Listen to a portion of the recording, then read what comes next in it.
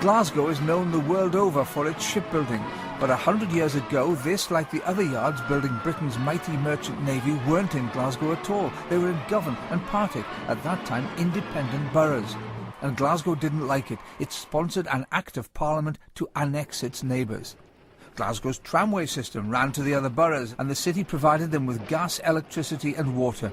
Glasgow Corporation told Parliament amalgamation made sense. There was businessmen, entrepreneurs in the city of Glasgow, and there was manufacturers out with that, say the shipyards for example, which would be in Govan. So it was very important to coordinate the things like the supply of services, plus the giving of planning permissions and the laying out of a broader plan, an industrial plan for the city.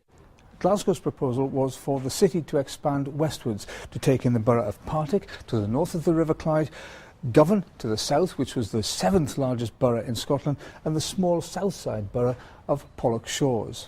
This would have added 169,000 people to the city's population, and this was very important because Birmingham had just had its own amalgamation and expanded its population, and Glasgow needed the extra people to retain its position as second city of the empire.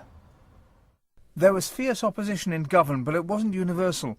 A petition handed to Parliament showed promises of cheaper electricity and new public baths were winning Govan people over.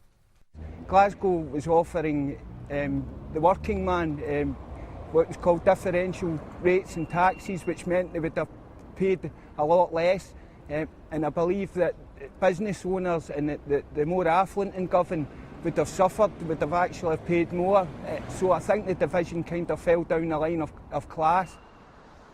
Govan's coat of arms on a restored fountain is today one of the few signs of its independent existence, which was snuffed out by Parliament a century ago. Reevel Alderson reporting Scotland, Govan.